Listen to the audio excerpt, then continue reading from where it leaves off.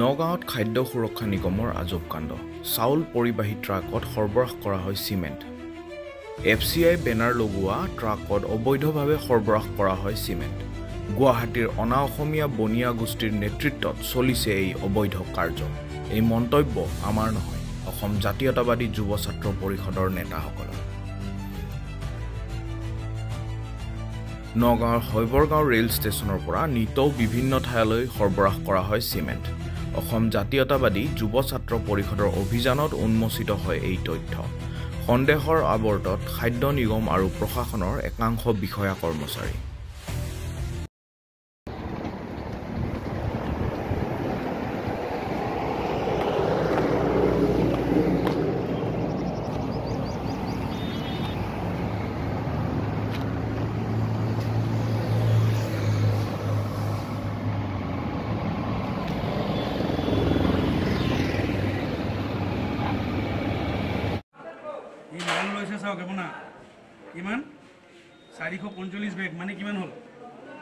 জাতীয়তাবাদী যুৱ ছাত্ৰ পৰিষদ নগাঁও জিলা সমিতিৰ এটা সজাতি দলে এটা সৰজমিন তদন্ত কৰিলে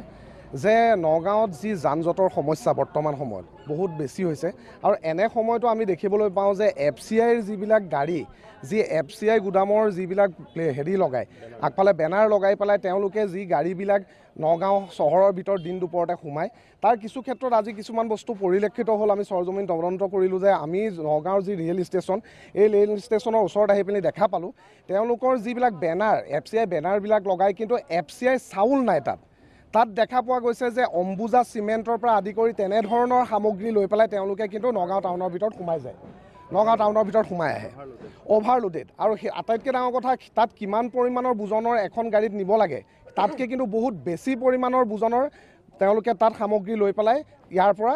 নগাঁও চহৰৰ ভিতৰত সোমায় এইটো এটা নগাঁও প্ৰশাসনৰ মানে যিটো এটা প্ৰশাসন যন্ত্ৰ আছিল তেওঁলোক ইয়াত নিমাত সেই ক্ষেত্ৰতহে আমি অসম জাতীয়তাবাদী যুৱ ছাত্ৰ পৰিষদ সম্পূৰ্ণৰূপে শংকিত আৰু এটা কথা স্পষ্ট যে এনেধৰণৰ FCI বেনাৰ লগাই তেওঁলোকে কিন্তু FCI কিন্তু চাউল নিনি চাউল ভৰ্তি তাক নহয় কিন্তু ইয়াত সম্পূৰ্ণৰূপে তেওঁলোকে যি অম্বুজা চিমেণ্ট আমি আজি আহি পেলাই দেখিবলৈ পাইছোঁ অম্বুজা চিমেণ্ট উঠাই পেলাই লৈ গৈ আছে এইটো কিন্তু অসম জাতীয়তাবাদী যুৱ ছাত্ৰ পৰিষদ মৌন হৈ নাথাকে ইয়াৰ ক্ষেত্ৰত কিন্তু অনাগত দিনত এক আমি যুৱ ছাত্ৰ পৰিষদৰ পৰা আমি স্থিতি গ্ৰহণ কৰিম গতিকে আমি প্ৰশাসনকো আমি সকীয়াই দিবলৈ বিচাৰিছোঁ এনে যি কাৰ্য হৈ আছে ইয়াত আহি পেলাই আপোনালোকে সৰজমিন তদন্ত কৰক আৰু ইয়াত চাই পেলাই উচিত ব্যৱস্থা গ্ৰহণ কৰক ইমান গাড়ী চলি আছে ইমান পলিউশ্যনত ধূলাবালি মানুহৰ ঘৰত কোনো থাকিব নোৱাৰে বেমাৰী আছে কিমান হাৰ্টৰ পেচেণ্ট ইয়াত বহুত আছে কোনো থাকিব পৰা নাই আৰু মানুহ মৰি আছে তেনেকুৱা আৰু এই অৱস্থাত কোনো প্ৰশাসনো হেৰি সুবিধা নিদিয়ে ইয়াত আছে আমি ষ্টেচনৰ ওচৰতে হৈবৰগাঁও ৰেল ষ্টেচন ইয়াততো চেংচনটো ইয়াত নহয় চেংচন আমি গম পোৱাত চেঞ্চুৱা ইয়াত কৰি আছে এই বহুত এবছৰৰ ওপৰত হৈ গ'ল বেছি হ'ব অসুবিধা হৈ আছে কিন্তু কোনো ষ্টেপ লোৱা নাই কিমান মানুহ যে গাড়ীৰ তলেদি যায় মূৰত হেৰি হৈ পেলাই টাঙন খাই পেলাই 3-4টাতো মৰিলেই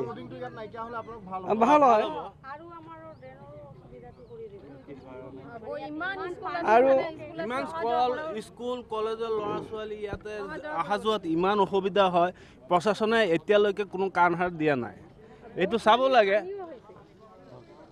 ইয়াত হেৰি এটা পেচেণ্ট লৈ যোৱাৰ কোনো সুবিধা নাই পেচেণ্টবিলাকত এনেইতো ৰাস্তাতে বৰবাদ হৈ যায় আৰু হেৰি কিছুমান মানুহে বয়সস্থ মানুহ এই ইয়াত দি ঘূৰি যাব লাগে আৰু তাত ইমান পানী হয় ৰাস্তাও ঠিক হোৱা নাই এই পানী দি কেনেকৈ লৈ যায় পেচেণ্ট